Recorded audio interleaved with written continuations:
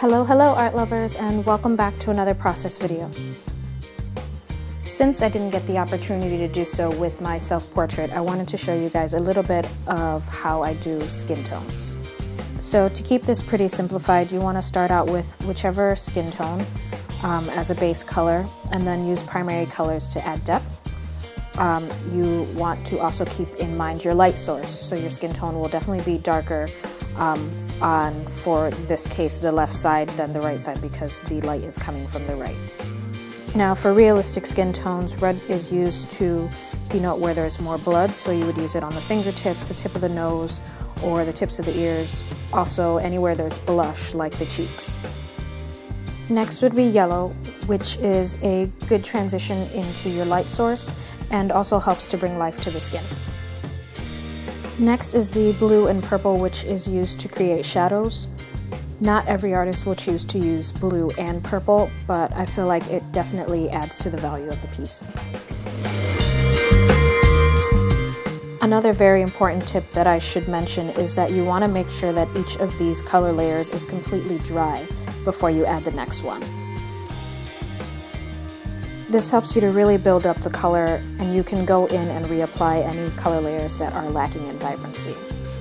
Finally, you want to go over the entire thing again with that same base skin tone. This helps to give all your colors a blended and unified look. Now, these same steps can be applied if you decide to do something more magical, like I did with this green lizardy skin tone, or if, like I'm doing for today's painting, something with a darker skin tone. You just want to mix in your original skin tone color that I have set on the bottom left corner of each of the triangles, and you want to mix that color into your primary colors. And again, you'll want to be patient and make sure each color layer is completely dry. That way you don't get a rough color bleed like I did in the top right hand corner. Now, because I'd be painting someone with bright yellow hair, I really wanted to do a character test, just so that way I was really certain of how the light from her hair would cast onto her skin. And I really just ended up being captivated by this little 6-inch piece. I looked up and realized that the sun had gone down, and I spent all day working on color tests. So once I was confident in the application process, I went back to my original concept sketch, which some of you may have noticed was previously named Tahitian Pearl. That was because the piece is inspired by this picture that I found, which was actually mislabeled as a child in Tahiti.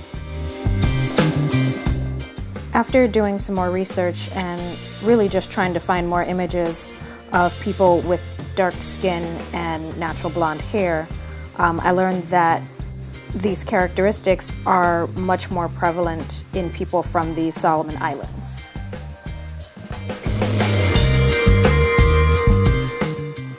So here's a bit of what I've learned.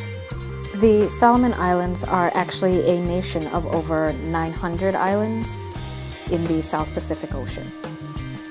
Although the islands have been inhabited for thousands of years, they've spent much of their modern history under British rule and gained independence in 1978.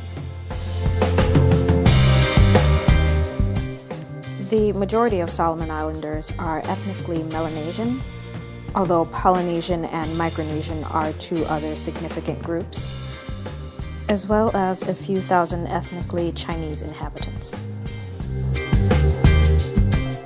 As I did, many people assume that their striking characteristics are the result of traits passed on from European explorers, and the islanders themselves have given several possible explanations, generally chalking it up to sun exposure or a rich seafood diet.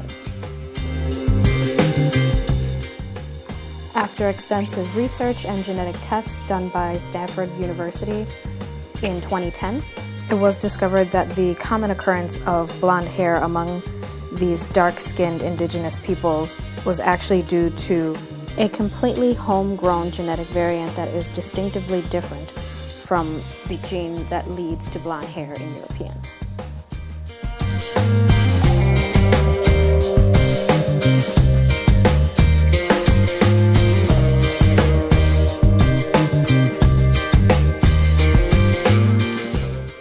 Now to get back to the painting process here a little bit, you can see I'm doing a couple more tests just to see how dark I want the skin tone to get, and then you'll also see as I go in and try to evaluate how bright I want this character's blonde hair to be. I decided to go with something a little lighter because again, it's a lot easier to build color than it is to take it away. So starting off very light, I can always make it a little darker if necessary.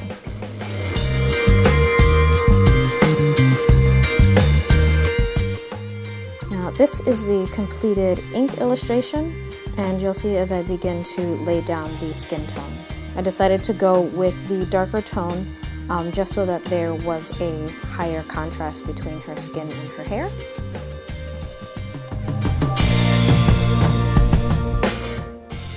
Sorry for the shift in brightness in this segment.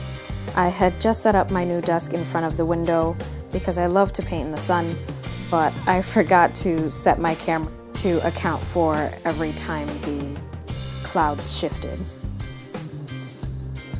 I'll let you watch and listen to some island tunes as I continue to render the skin using the same steps that I did at the beginning of the video.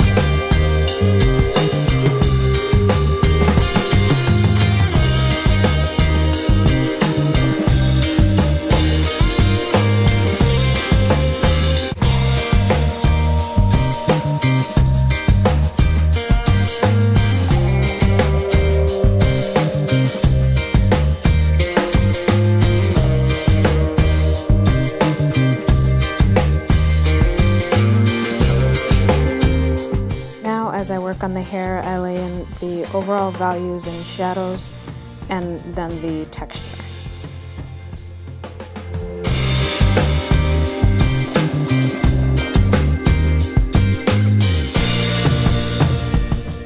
Now for the background, I decided to go in with the colors of the Solomon Islands flag. As I'm sure many of you know, each nation's flag carries specific cultural and regional significance. In this case, the blue is representative of the Pacific Ocean, which surrounds the Solomon Islands. The green is representative of the lush trees and crops that grow on it. And the yellow epitomizes the sun and its rays separating the land and the ocean. Finally, the 5 stars in the top left corner are commemorative of the 5 large islands that gained independence back in 1978.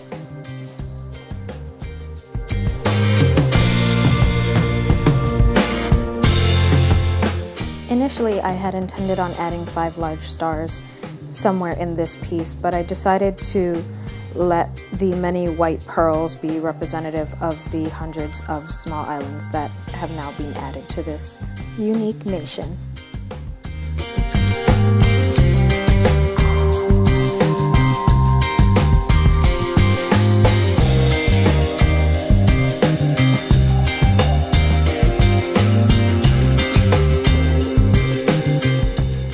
Last but not least, I noticed that there is a small cross-section of this nation that also develops light-colored eyes, usually green, blue, or hazel.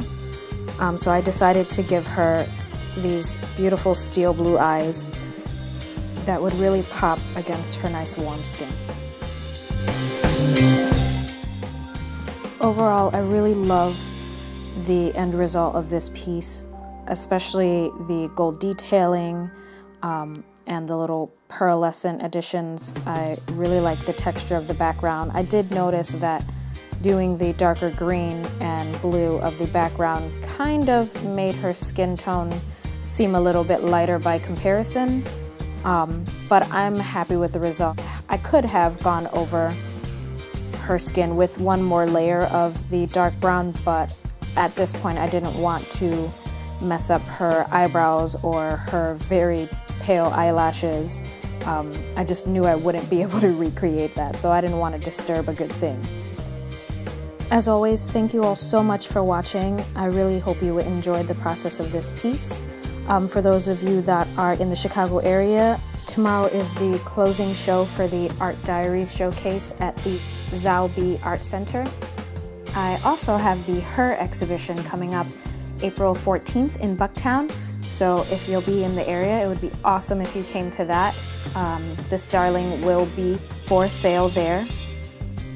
Thanks again, and I'll see you all in the next one. Bye!